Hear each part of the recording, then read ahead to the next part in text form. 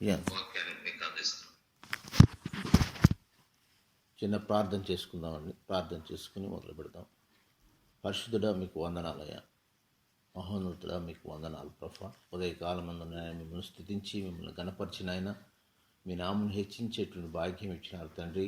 మీకు వందనాలు, స్తోత్రాలు. అల్పుడను బలహీనుడనైనా నన్నైనా మీ సిలువు చాటును మరుగుపరచండి ప్రభా.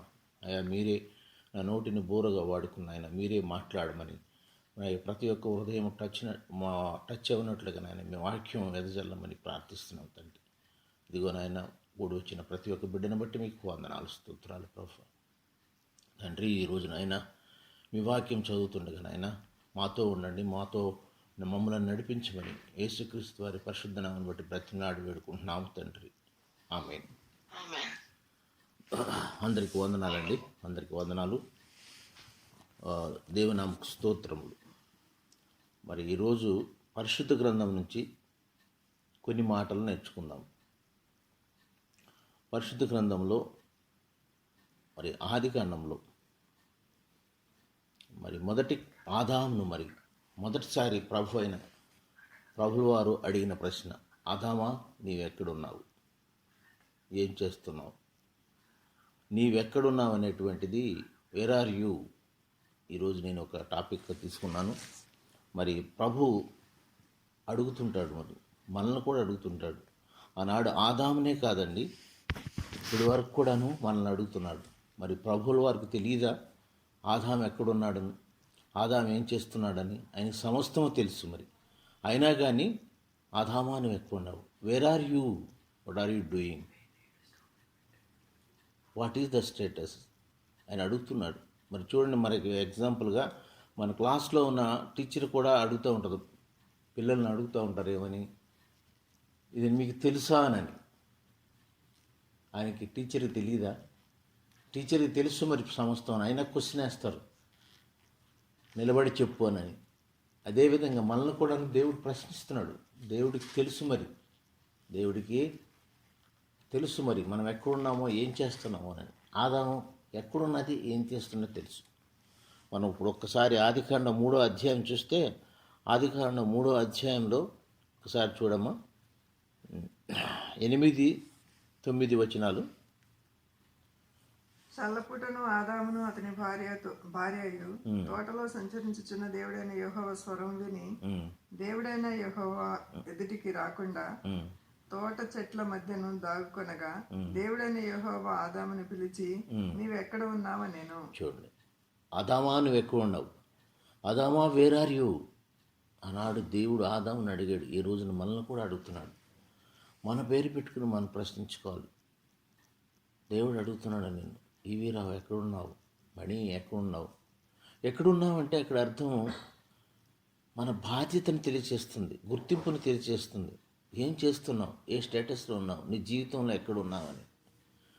మరి మనకందరికీ తెలిసినటువంటి విషయమే, తినవద్దన్నటువంటి పండును తిని మరి ఆయన అక్కడ పాపము చేసి, మరి ఆజ్ఞ అతిక్రమమే పాపం అన్నారు. మరి పాపం చేసేవారు అక్కడ చెట్ల చోటున దాక్కుని ఉంటారు. చెట్ల చోటున దాక్కుని అంజూరపు ఆకులు అడ్డం పెట్టుకుని ఏం తెలియచేస్తున్నాయి అంటే, ఒక పాపాన్ని కప్పుకుంట, పాపాన్ని దాచిపెట్టుట, దూరంగా వెళ్ళి ప్రభువుకి భయపడి ఉండటం. చూడండి, పాపం లేనప్పుడు ప్రతిరోజు ఏదోని తోటలో ప్రభువుతో పాటు వాళ్ళ ముగ్గురు మాట్లాడుకుంటూ ఎంతో స్నేహపూర్వకంగా ఉండేవాడు. ఇది తినవద్దు అన్న పండును తిని వాళ్ళు పాపము చేసి భయముతో వాళ్ళని సిగ్గును కప్పుకొని మరి చెట్లను ఆధారం చేసుకొని చెట్ల చోటను దాక్కుని ఉంటున్నారు. మరి ఈయన పిలిచినప్పుడు, ప్రభువా నీవు పిలిచినప్పుడు నేను విన్నాను నాయన, చెట్ల చోటను ఉన్నాను. ఎక్కడున్నావంటే చెట్ల చోటను ఉన్నామంటాడు. అప్పుడు ఆయనకి తెలుస్తుంది మరి ఎందుకు ఇలా చేస్తున్నారంటే, ఇదిగోండి మీరు ముందుకు రావడానికి మేము సిగ్గుపడుతున్నాం. అక్కడే ఫస్ట్ అబద్ధం చెప్పింది కూడా అక్కడే ఆదాం గారు. మొదటి ఆదాముని మొదటి ప్రశ్న వేసింది ఇక్కడే, ఆదామా నువ్వు ఎక్కడున్నావు. అట్లా ఆదాం కూడాను మొట్టమొదటిసారి ఏమంటాడంటే, అయ్యా నీవిచ్చినటువంటి స్త్రీ, ఈ స్త్రీ పండిచ్చింది, ఆ పండు తినటం వల్ల నేను ఇట్లా ఉన్నాను ఈ స్థితిలో అని చెప్తాడు.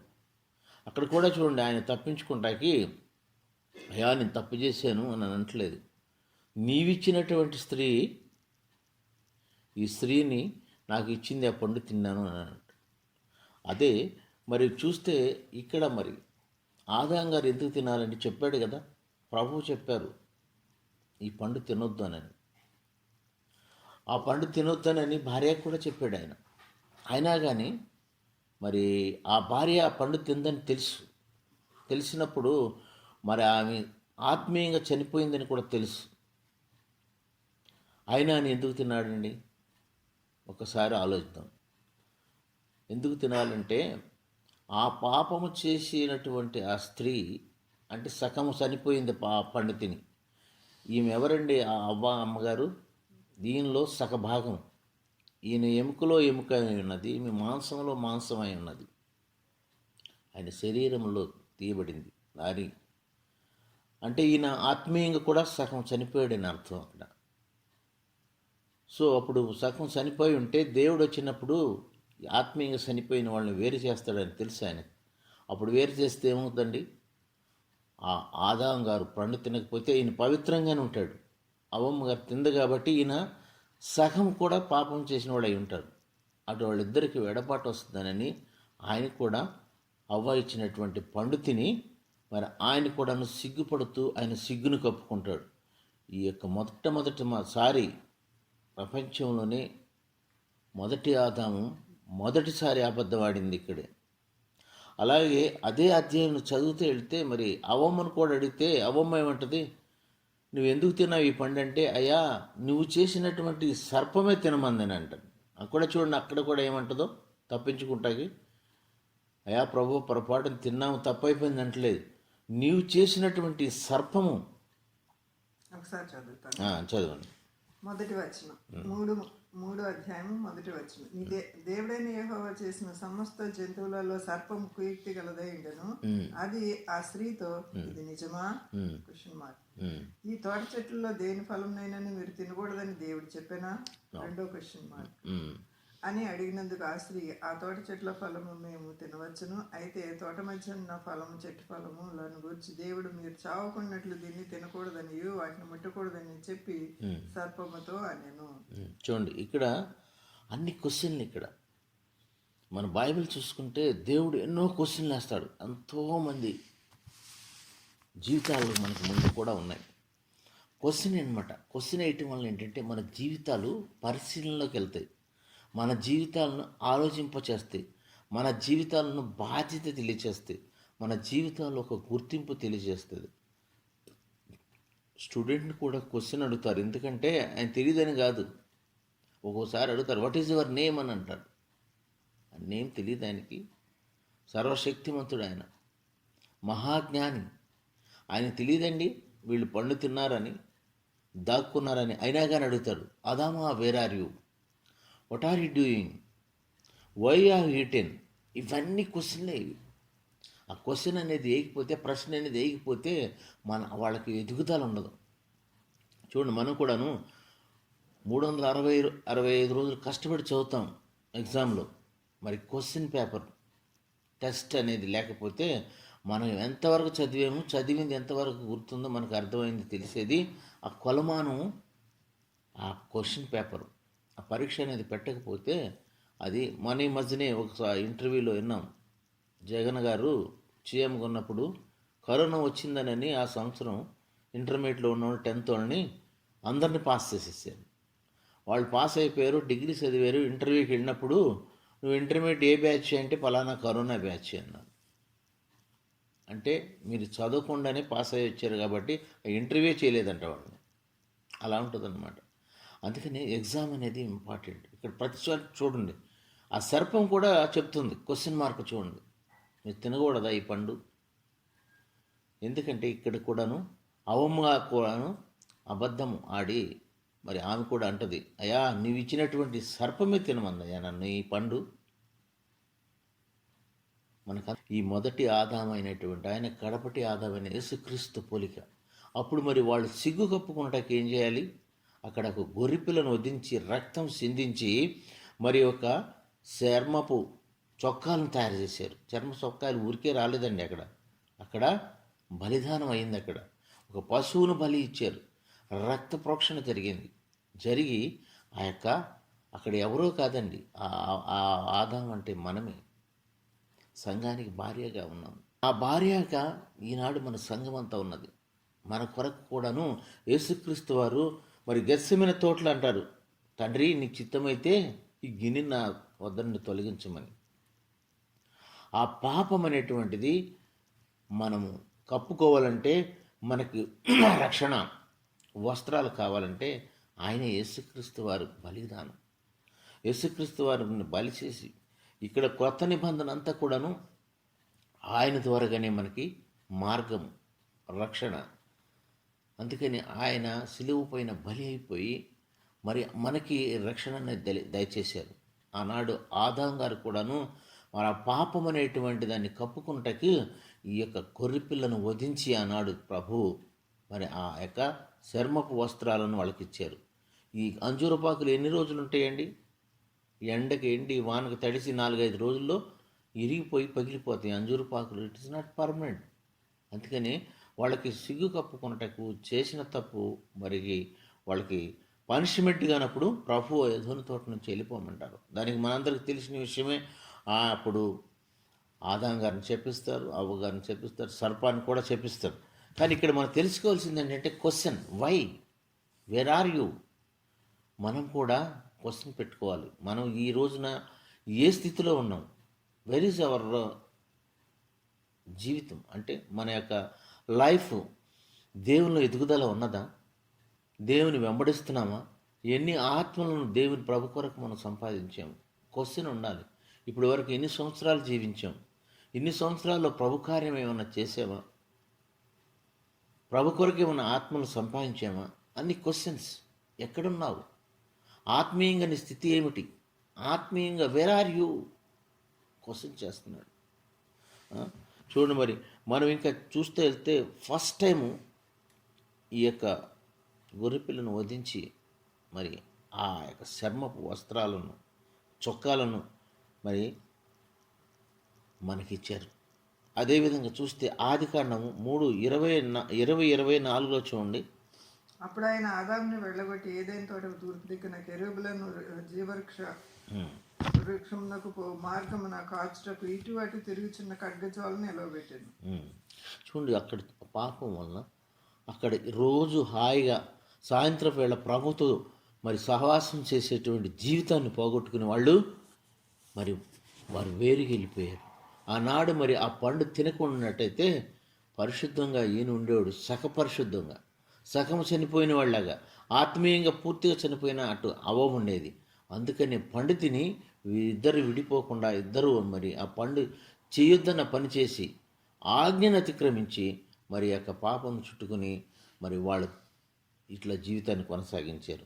మనం ఇంకా చూస్తే ఇంకా మనకు ఆదికాండంలోనే మనము 4వ అధ్యాయం 8-10లో చూడండి ఒకసారి. కయోను మనకు తెలుసు, కయోను Abel story.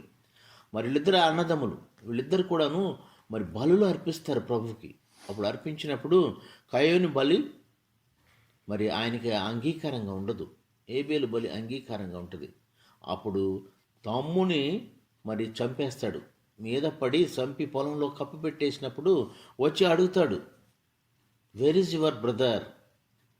కయోను, where is your brother? ఒకసారి చూద్దాం రండి. 4వ అధ్యాయము జెనసిస్ 4, ఆదికాండం 4:8-10 వరకు చూడము. కయ్యను తన తమ్ముడైన హేబేలుతో మాట్లాడాను. వారు పొలంలో ఉన్నప్పుడు కయ్యను తన తమ్ముడైన హేబేలు మీద పడి అతన్ని చంపాను. యెహోవా, నీ తమ్ముడైన హేబేలు ఎక్కడ ఉన్నాడని కయ్యను అడిగగా అతను, నేను ఎరుగను, నా తమ్మునికి నేను కావలివాడనా అనేను. అప్పుడు ఆయన, నువ్వు చేసిన పని ఏమిటి? చూడండి, అక్కడ క్వశ్చన్ వేస్తున్నాడు. చేసిన పని ఏమిటి? Where is your brother? What you have done? నీ పాపాన్ని కప్పుకొనుటకు మరొక పాపం, మరొక అబద్ధం ఆడుతున్నావు. చూడండి, ప్రతిసారి కూడా దేవుడు హెచ్చరిస్తూ ఉంటాడు, where are you? What are you doing? ఈరోజు కూడాను మనము ఏం చేస్తున్నాం, ఏం మాట్లాడుతున్నాం, ఏం ధరిస్తున్నాం, మరి మన జీవితం, ఆత్మీయ జీవితం ఎలాగున్నదని వీళ్ళ యొక్క జీవితాల కొలమానాలు చూసుకుంటే మనకు తెలుస్తుంది. చూడండి కయ్యూను మరి చూడండి ఎంత స్వార్థముతో స్వయాన మరి రక్తం పంచుకుపుట్టిన సహోదరుని మీద పడి చంపి పాతి పెట్టేస్తాడు. మరి పైగా వేర్ ఈజ్ యువర్ బ్రదర్ అంటే ఏం చెప్తున్నాడు? ఆయన నీ కావలిదారునా, నీ కాపులదారునా, నన్ను ఆయన కావలబెట్టావా? చూడండి ఎన్ని క్వశ్చన్లు వేస్తున్నారు. ప్రభులు వారు హెచ్చరిస్తున్నారు. మనల్ని హెచ్చరించేసి కయ్యూను జీవితం నుంచి మనం ఏం నేర్చుకుంటున్నాం? అదేవిధంగా 16వ అధ్యాయంలో కూడాను ఆగరు గారి గురించి రాసి ఉంటుంది. ఆగరు తన యజమానురాలైనటువంటి సారా నుంచి వచ్చేసి ఎడారిలో తిరుగుతుంటుంది. అప్పుడు కూడా దేవుడు మాట్లాడుతూ ఉంటాడు, ఆగరు ఎక్కడి నుంచి వచ్చావు, నువ్వు ఎక్కడికి పోతున్నావు? ఒకసారి చూద్దామండి. 16వ అధ్యాయం 6వ వచనం నుంచి 10 వరకు. అందుకు అబ్రాము, ఇదిగో నీ దాసి నీ చేతిలో ఉన్నది, నీ మనసు వచ్చినట్లు దాన్ని చేయమని షారాయితో నేను. షారాయి దాని శ్రమ పెట్టినందున ఆమె యొద్ద నుండి అది పారిపోగా, యెహోవా దూత అరణ్యంలో నీటి బుగ్గ యొద్ద అనగా షూరు మార్గంలో బుగ్గ యొద్ద ఆమెను కనుగొని, షారాయి దాసివైన హాగరు, ఎక్కడికి వచ్చితివి, ఎక్కడికి వచ్చావు, ఎక్కడికి వెళ్తున్నావని వేర్ యు ఆర్ గోయింగ్ అడిగినందుకు ఆమె చూడండి, ఆమె మరి అక్కడికి వెళ్ళిపోయి ఎడారిలోను మరి ఆమె తాకిడి తట్టుకోలేక, మనకంతా తెలిసిందే ఒకప్పుడు సంతానం లేదని భర్తని ఆగరుతో పొమ్మని అడుగుతుంది. ఆమె కొడుకు పుడతాడని ఆమె తర్వాత ఈమె ఊహించేసి ఈమె చూడు ఆమెను ఇంట్లో నుంచి వెళ్ళగొట్టింది. అప్పుడు ప్రభు ఆయనతో మాట్లాడుతున్నాడు, where are you, from where you are coming, ఎక్కడి నుంచి వస్తున్నావు, నువ్వు ఎక్కడికి పోతున్నావు? అప్పుడు ఆమె పశ్చాత్తాపంతో మరి ఆమె ప్రభువారు ఆయన మాట్లాడినప్పుడు ఆమె అక్కడ దేవుడికి పేరు పెడుతుంది, అయా నువ్వు చూచుచున్నవాడివయ్యా అని. ప్రతి ఒక్క విషయం దేవుడికి తెలుసండి. అవి ఎక్కడ ఖండించాలో అక్కడ ఖండిస్తారు, ఎక్కడ హెచ్చరించాలో అక్కడ హెచ్చరిస్తారు. వీళ్ళందరి జీవితాలు మనం చూసుకుంటే మనం ఏం నేర్చుకోవాలి? అదేవిధంగా ఇంకా ముందుకెళ్తే ఆ ఆదికాండం 32వ అధ్యాయంలో మనం యాకోబు గారి గురించి కూడా తెలుసు. యాకోబు గారు మనకు తెలుసు, అక్కడ మరి తండ్రి దగ్గర ఆశీర్వాదం తీసుకుని మరి అక్కడికి మామ దగ్గరికి వెళ్ళి మరి అక్కడ కూడా ఆ కొలువు చేసి తిరిగి వస్తున్నప్పుడు అక్కడ తండ్రి మరి దేవునితో రాత్రంతా పోరాడతాడు. 32వ అధ్యాయం 25 నుంచి చూడము ఒకసారి. 32వ అధ్యాయం ఆదికాండము. యాకోబు ఒక్కడు మిగిలిపోయాను, ఒక నరుడు తెల్లవారి వారికి అతనితో పెనుగులాడాను, తాను అతని గెలవకుండేట చూచి తొడగూటి మీద అతన్ని కొట్టాను. అప్పుడు అతడు ఆయనతో పెనుగులాట వలన యాకోబు తొడగూడు వలసెను. ఆయన తెల్లవార్చినది కనుక నన్ను పోనిమనగా, అతడు నీవు నన్ను ఆశీర్వదిస్తేనే గాని నిన్ను పోనీనను. ఆయన నీ పేరేమని అడుగగా, చూడండి అక్కడ కూడా question mark, what is your name, నీ పేరేమిటయ్యా అంటే ఇప్పుడు ఆయన అంటాడు యాకోబు అంటాడు, ఇక్కడ నుండి నీ పేరు యాకోబు కాదు ఇజ్రాయేల్ అని పిలువబడుతుంది, అనేక మంది జనాలకు నువ్వు తండ్రి అవుతావు అంటాడు. చూడండి ప్రతి ఒక్క చోట కూడా ప్రభువారు ప్రశ్నేస్తున్నారు, what is your name, from where you are coming, from where you are going, where is your brother. చూడండి ఆదాము ఎక్కడ దాక్కున్నావు, ఏం చేస్తున్నావు, ఎందుకు తిన్నావు, అన్ని క్వశ్చన్స్ అండి. ఆ క్వశ్చన్ అనేది లేకపోతే మన జీవితాలకు అర్థం ఉండదు, మన జీవితాల్లో పరిశీలన అనేది ఉండదు, పరిశోధన అనేది ఉండదు. మనం ఏం చేస్తున్నాం, మన జీవిత స్టేటస్ ఏంటి, స్థితి ఏంటి తెలియదు. ప్రతి ఒక్క చోట కూడా మనల్ని హెచ్చరిస్తూ వస్తూ ఉంటాడు. అట్లాగే వస్తే ఎక్సోడస్ 4వ అధ్యాయంలో కూడా, ఎక్సోడస్ అంటే నిర్గమకాండం 4వ అధ్యాయం 1 నుంచి 5 చూస్తే మోసెస్ గారు ఆయన మరి ఇశ్రాయేల్ దగ్గరికి వెళ్ళి ఆయన రక్షించమంటే, అయా నేను నోటి మాలిన్యం కలవాడిని, నేను మాట్లాడలేను, నాకు చేత కాదు, నేను వెళ్ళను అంటే అప్పుడు అంటారు చూడండి నీ చేతిలో ఉన్నది ఏంటి అని అక్కడ కూడా క్వశ్చన్ వేస్తాడు. 4వ అధ్యాయము 1 నుండి 4 వరకు చూడమ్మా. అందుకు మోసే చిత్తగించు ప్రభువా, వారు నన్ను నమ్మరు, నా మాట వినరు, యెహోవా నీకు ప్రత్యక్షం కాలేదని ఉత్తరం ఇయ్యగా, యెహోవా నీ చేతిలోనిది ఏమిటి అని అడిగాడు. అక్కడ question, what is there in your hands, నీ చేతిలోనిది ఏంటయ్యా అంటే ఆయన చెప్తాడు, అతడు కర్ర. అప్పుడు ఆయన నేలను దాన్ని పడవేయమనేను, అతడు దాన్ని నేల పడవేయగానే అది పామాయను. చూడండి చాలమ్మా, నీ చేతిలోది ఏంటయ్యా, what is there in your hands, కర్ర అంటాడు. మరి ప్రభు వారు తలుచుకుంటే కర్రను పాము చేయగలడు, పామును కర్ర చేయగలడు. అంత మాత్రమైన శక్తి కలిగిన దేవుడు. అన్నీ తెలుసు ఆయనకి, సమస్తము తెలుసు ఆయనకి. అయినా కానీ ప్రశ్నిస్తాడు ప్రతిసారి. ఆయన తెలియదండి, ఆయన పాతాళంలో దాక్కున్నా కానీ, నువ్వు ఆకాశంలో దాక్కున్నా కానీ, ఎక్కడున్నా కానీ తెలుసు ఆయన. ఆయన చేతుల్లో మనం చెక్కాడు. మన తలలో ఉన్న వెంట్రుకలన్నీ కూడా ఆయన లెక్క పెట్టగలడు. అంత మహాజ్ఞాని. ఆయనకి ప్రతిదీ లెక్క. మనం ఏం చేస్తున్నామో మనం లెక్క అప్పచెప్పాలి. మన తప్పదు. మన జీవితకాలం అంతా కూడా నువ్వేం చేసావు, ఎక్కడే పాపం చేసావు, చూడలేదని ఏ పాపం చేసావు, ప్రతి ఒక్కదానికి హెచ్చరిక చేస్తుంటాడు. ఈ జీవితాల పాఠాల నుంచి మనం ఏం నేర్చుకోవాలని, ఈ పరిశుద్ధ గ్రంథంలో అమూల్యమైనటువంటి పాఠాలు, క్వశ్చన్లు. ఆ క్వశ్చన్లకి మరి ఆన్సర్లు చేయగలుగుతున్నామా? మీకు అదేవిధంగా చూస్తే ఇంక ముందుకెళ్ళి 2వ రాజులు 5వ అధ్యాయంలో మనకు తెలిసిందే, ఎలీషా దగ్గరికి ఆ యొక్క శతాధిపతి వస్తాడు, కుష్ఠరోగితో ఉన్న అతను వచ్చి, ఆయన మరి ఆ ధాన్ నదిలో 7 సార్లు మునగమంటే, ఇలాంటి నదులు మా దగ్గర లేవా, మునిగినంత మాత్రం అయిపోద్దా? క్వశ్చన్లు వేస్తాడు. చూడండి, అన్ని క్వశ్చన్లే. కానీ ఇది చూడండి, పనివాడి మాటిని, అయ్యా ఇంత పని చేసి వచ్చాం కదా, ఇంత దూరం వచ్చాం కదా, ఈ ఒక్కసారి ఆయన చెప్పిన మాట వింటే ఏం పోద్ది, వెళ్ళి మునుగుదామని 7 మార్లు మునిగిన తర్వాత ఆయన పరిశుద్ధుడైపోయి చిన్నపిల్లల దేహం వల్లే అయిపోతుంది. తర్వాత ఆయన దగ్గర ఉన్నటువంటి గెహాజీ అనే శిష్యుడు ఆశపడతాడు. ఆశపడి మరి ఆయన ఏదో బంగారము, వెండి, ఇంకేవో మరి వస్త్రాలు, గిఫ్ట్లు ఇస్తారని ఆశపడి అక్కడికి వెళ్ళి చూద్దాం రండి, ఒక్కసారి వెళదాం రండి. 5వ అధ్యాయంలో 25 నుంచి 27 వరకు చూడమ్మా. అతడు లోపలికి పోయి తన యజమాని ముందర నిలవగా ఎలీషా అతన్ని చూసి గెహాజీ నీవెక్కడి నుండి వచ్చితివని అడిగినందుకు, చూడు question mark, again he is asking from where you are coming అంటే ఆయన ఏమంటాడు, నీ దాసుడని నేను ఎచ్చటికి పోలేదనేను. చూడండి, అబద్ధం అక్కడ ఒకటి. మళ్ళీ నేను ఎక్కడ పోలేదయ్యా, నీ దగ్గర ఉన్నాను. కానీ ఆయనకి తెలియదా? అంతటా ఎలీషా వారితో, ఆ మనుషుడు తన రథము దిగి నిన్ను ఎదుర్కొనేటకు తిరిగి వచ్చినప్పుడు నా మనసు నీతో కూడా రాలేదా? చూడు క్వశ్చన్ మార్క్. నా మనసు నీతో రాలేదా? నువ్వేం చేస్తున్నది, నీ బిహేవియరు నేను చూడలేదు అనుకుంటున్నావా? నేను నాకు అన్నీ తెలుసు అని అంటున్నాడు. ద్రవ్యము, వస్త్రములను, తోటలను, అవును, ద్రాక్ష తోటలను, గొర్రెలను, ఎడ్లను, దాసీలను సంపాదించుకునే ఇది సమయమా? చూడు క్వశ్చన్ మార్క్ మైండ్. ఇది సమయం కాదయ్యా. మనం ఎవరు? దేవుని ఎన్నుకున్నటువంటి వారు. దేవుని సేవ చేయాలి.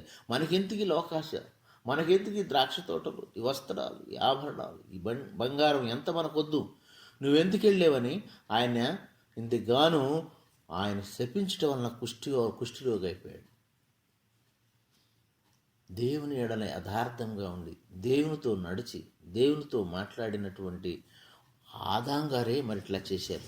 మరి కాబట్టి మనం నేర్చుకోవాల్సిన పాఠాలేంటి? ఎన్నో పాఠాలు ఉన్నాయి. ఆదికాండం నుంచి ప్రకటన గ్రంథం వరకు అనేకమైనటువంటి ఉపమానాలు, పాఠాలు, మంచి మంచి మంచి నీతులు. కాబట్టి మనం కొంచెం సమయం లేదు కాబట్టి 2వ సమూయేలు 11వ అధ్యాయంలో కూడా చూస్తే మన గ్రేట్ కింగ్ అనేటువంటి దావీదు గారి గురించి ఉంటుంది. అందులో ఏముంటుంది, మరి ఈయన మహారాజు, యుద్ధం జరుగుతుంటే ఈయన ఏమాలి, రాజు కాబట్టి ఈయన కూడా యుద్ధంలోకి వెళ్ళాలి. లేకపోతే యుద్ధం నుంచి తెచ్చిన సమాచారాన్ని బట్టి ఏం ప్లాన్ వేయాలని ఉండాలి, లేకపోతే ప్రార్థన చేయాలి. ఈయన పొద్దు ఎక్కే వరకు పడుకుని మిద్ది మీదకి ఎక్కి, మిద్ది మీద నుంచి ఎక్కడ చూడన్నాడు, ప్రభువా ఆయన అంత క్రితం అరణ్యంలో ఉన్నప్పుడు సింహాల నోరులు చీల్చినప్పుడు ఏం చేశాడు, ఆయన కనులు కొండల తట్టు ఎత్తి చూశాడు. కానీ ఇక్కడ కనులు ఎక్కడ చూస్తున్నాయి, క్రింద చూస్తున్నాయి. కింద ఫస్ట్ టైం చూసినప్పుడు కనులు తిప్పుకోవచ్చు కదా. మరి ఇష్టపడి మరి 2వసారి కూడా చూసి ఆమెను ఇష్టపడి బెత్షెబాని తెచ్చుకొని పాపం చేశాడు. అప్పుడు కూడా దేవుడు అడుగుతున్నాడు, David where are you, what is the matter on the terrace, ఎందుకు టెర్రస్ మీదకి వెళ్ళావు? ఆమెను తెచ్చుకున్న తర్వాత ఆ పాపము చూడండి, ఆ పాపం ఎలా ఎంటాడుతుందో. కంటిన్యూగా 4 కొడుకులు చనిపోతారు కళ్ళ ముందు. ఆయన సౌలు చేత తరమబడి మరి అరణ్య పాలైపోతాడు. అన్ని క్వశ్చన్లే. కానీ నయమాన్ వచ్చి అడిగినప్పుడు ఏమంటాడు చూడండి, నాతాను. నాతాను గారు వచ్చి అడుగుతారు ఆ ప్రవర్త. ఏమని అడుగుతారు ఆయన్ని? అయ్యా మరి ఒక కథ చెప్తాడు. కథ తెలుసు కదా మనకి. మరి ఒక బాగా ఉన్నవాడింట్లో ఎన్నో గొర్రెలు ఉంటాయి, కానీ ఒక గొర్రె పేదవాడింట్లో ఉంటే ఆ గొర్రెని తెచ్చుకుని మరి ఆయన వచ్చిన మిత్రుడికి ఆ యొక్క బాటసారికి మరి ఆయనకి విందు చేస్తాడు. అది ఎవరు అంటే ఆయన చెప్తాడు. అప్పుడు ఒకసారి చూద్దామండి ఎంతమంది చెప్పింది. 12వ అధ్యాయం 7వ వచనం. 12, 7, 8, 9 చదువు. 9 వచ్చిన. నాతాను దావీదును చూచి, ఆ మనుషుడవి నీవే, ఇశ్రాయేలు దేవుడైన యెహోవా సెలవిచ్చినదేమనగా, ఇశ్రాయేలు మీద నేను నిన్ను రాజుగా పట్టాభిషేకం చేసి సౌలు చేతిలో నిన్ను విడిపించి నీ యజమాని నగరికి నీకు అనుగ్రహించి నీ యజమాని స్త్రీలను నీకు అవగిట చేర్చి ఇశ్రాయేలు వారి యూదా వారిని నీకు అప్పగించుతిని. ఇది చాలదని అనుకునేడలా మరి ఎక్కువగా నీకు ఇచ్చి ఎందును. నీవు యెహోవా మాటను తృణీకరించి ఆయన దృష్టికి చెడుతనము చేస్తేవేమి? చూడండి question, why you have done this thing? యెహోవా దృష్టికి తృణీకరించి నీవు ఈ చెడు పనులు చేయటం ఏమిటి? అక్కడ కూడా దేవుడు గద్దిస్తున్నాడు. నీకేం తక్కువ ఇచ్చానయ్యా? అన్ని సమస్తం చేసి గొర్రెలు కాసుకునేవాడిని గొర్రెల దడ్డు నుంచి రాజసింహాసనం మీదకి ఎక్కించామే. ఆయన ఒకగానొక భార్య, ఆమెను చక్కగా కుమార్తెలాగా చూసుకున్నటువంటి ఆ గొర్రె పిల్లని తీసుకొచ్చేసి నువ్వు అలా చేసేవే. గద్దిస్తున్నాడు దేవుడు. మన పాపములను అన్ని సమస్తం తెలుసు ఆయనకి. అదేవిధంగా న్యాయాధిపతులు 16 అధ్యాయం చూస్తే అక్కడ కూడా మనకి ద గ్రేట్ సంసోన్ గారు ఉంటారు. మహాబలాఢ్యుడు. ఒక గాడిద పచ్చదవుడితో 1000 మందిని చంపి కుప్పగా వేసినటువంటి గొప్ప బలాఢ్యుడు. ఆయన ఏమైపోతాడు? ఎక్కడుంటాడు? గలీలే తొడ మీద పడుకొని ఉంటాడు. అక్కడ కూడా question mark. Samson, where are you? What are you doing? ఆయన బలం అంతా కూడాను దేవుని పనికి ఉపయోగించకుండాను ఆయన వేశ్యల చుట్టూ తిరిగి ఆయన స్త్రీలోలుడైపోయి ఆమె నాజీరు చేయబడినటువంటి వ్యక్తి చివరికి పతనం అయిపోతాడు. అదేవిధంగా సమయం లేదు కాబట్టి ఇంకెన్నో ఎగ్జాంపుల్స్ ఉన్నాయి, ఎన్నో పాఠాలు మనం నేర్చుకోవాల్సినవి. దేవుడు అడుగుతాడు. అలా యోనా గ్రంథము 1వ అధ్యాయం చూడండి ఒకసారి. యోనా గారు కూడా ఆయన ఎక్కడికి వెళ్ళమంటారండి? నినివే పట్టణంకి వెళ్ళి వాక్యం చెప్పు నాయన అంటే ఆయన ఎక్కడికి వెళ్తాడు? తర్షీషుకి వెళ్తాడు. కానీ ఓడలో దాక్కుంటాడు. వాడు ఏమన్నా 1వ అధ్యాయం 5 నుంచి 8 వరకు ఒకసారి. కాబట్టి నావికులు భయపడి ప్రతివాడిని తన దేవతను ప్రార్థించి ఓడ చులకన చేయటగా అందులోని సరుకులను సముద్రంలో పడవేసిరి. అప్పటికి యోనా ఓడ దిగువ భాగమున పోయి పండుకొని గాఢ నిద్రపోవుచుండెను. అప్పుడు ఓడ నాయకుడు అతని ఎద్దుకు వచ్చి, ఓయి నిద్రపోతా నీకేం వచ్చినది? నీవు లేచి నీ దేవుని ప్రార్థించు. చూడండి అక్కడ కూడా నీ దేవుని ప్రార్థించయ్యా. నిద్రపోతా. మనం ఏ స్థితిలో ఉన్నాం? నిద్రస్థితిలో ఉన్నావా? మరి అక్కడ అంటాడు తినుము తాగు సుఖించమనే స్టేటస్లో ఉన్నావా? నీ దేవుని స్తుతించయ్యా అని అక్కడ నాయకుడు చెప్తున్నాడు. కెప్టెన్, మనం స్తుతిస్తున్నామా? నిద్రపోతున్నామా? మనం ఎలా ఉంది? మనం పరీక్షించుకోవాలి. ఇంకా అలా వెళ్ళిపోతే ఎన్నో ఎగ్జాంపుల్, ఎన్నో మరి సామెతలు 7:7 కూడా ఉంటుంది. ఒక బుద్ధి లేని యువకుడు, మరి మన బుద్ధి కలిగి ఉండాలి. ఒకసారి చూడమ్మా సామెతలు 7:7. మనం ఎవరి మధ్యన ఉన్నాం? జ్ఞానము లేని వారి మధ్యను యవనుల మధ్యను బుద్ధి లేని పడుచువాడు ఒకడు నాకు కనబడెను. సంధ్యవేళ ప్రొద్దు కృంగిన తర్వాత చిమ్మ చీకటి గల వేళ వాడు జారశ్రీ సందన వీధిలో తిరుగుచుండెను. చాలు. ఇక్కడ చూడండి, మనం ఎక్కడున్నాం? బుద్ధిహీనుల మధ్యన ఉన్నామా? జ్ఞానం లేని వారి మధ్య ఉన్నామా? జ్ఞానం కలిగిన వారి మధ్యలో ఉన్నా మనం పరీక్షించుకోవాలి. అక్కడ కూడా దేవుడు పరీక్షిస్తుంటాడు. మనం ఎక్కడ తిరుగుతున్నది, ఏం చేస్తున్నది, చీకట్లో ఉన్నది, చీకటి జీవితం సమస్తము తెలుసు. మరి ప్రభు ప్రతిసారి క్వశ్చన్ ఇస్తుంటాడు. Where are you money? Where are you? How many times you are meditating the word of God? How many times you are worshipping the God? Question చేస్తాడు దేవుడు. ప్రతి ఒక్కరిని మన పేరు పెట్టి పిలుస్తాడు. అలాగే యాక్ట్స్ 20వ అధ్యాయంలో ఒక ఐతుకు అనేటువంటి కుర్రోడు ఉంటాడు. ఆయన చూడండి, పౌలు గారు వాక్యం చెప్తున్నప్పుడు ఎక్కడ ఉండాలి? అందరూ సమాజంలో కూడి మరి మాస్ మధ్యలో ఉండాలి. ఈయన ఎక్కడ ఉన్నాడు? 3వ ఫ్లోర్లో కిటికీలో కూర్చుని ఉన్నాడు అయ్యగారు.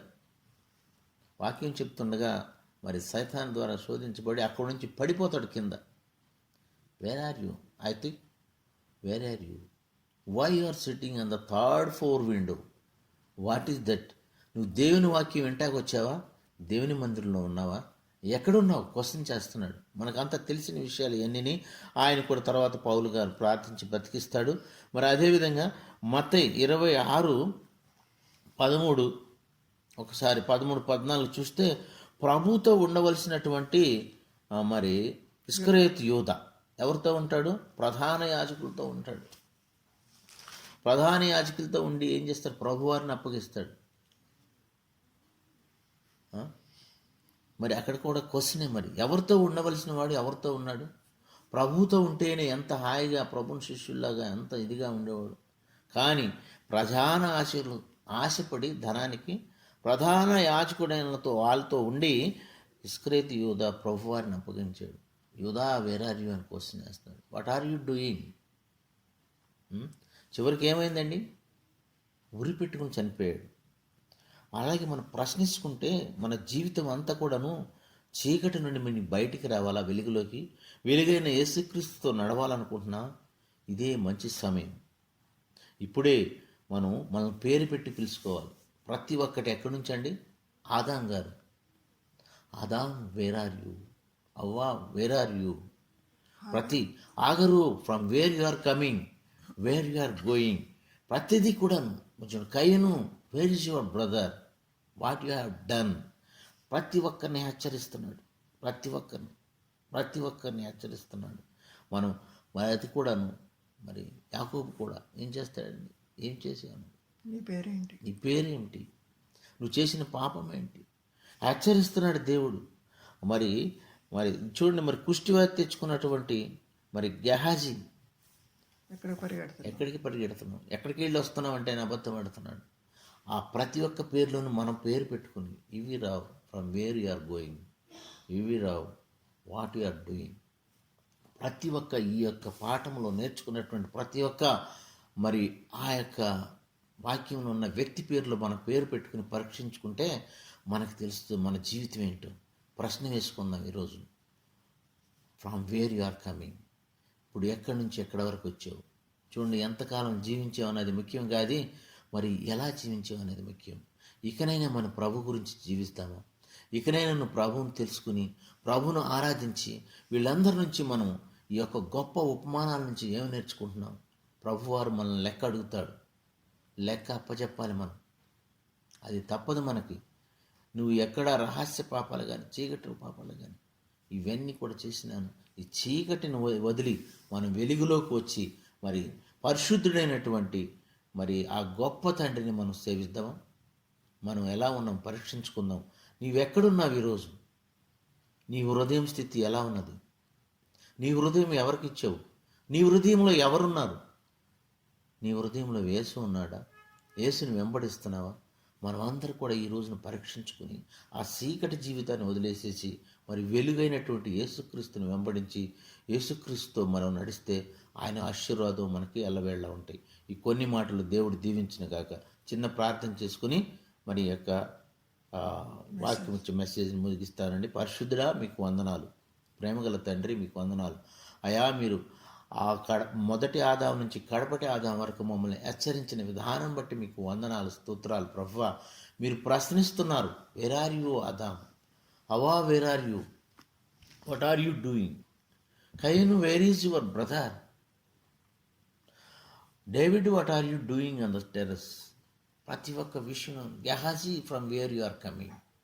అయా ప్రతి ఒక్క విషయంలో మీరు హెచ్చరిస్తున్నందుకే మీకు వందనాలు, స్తోత్రాలు. ప్రభువా, మా జీవితాలను చీకటి నుంచి మార్చుకుని వెలుగులోకి రావడానికి మాకు సహాయం చేయండి ప్రభువా.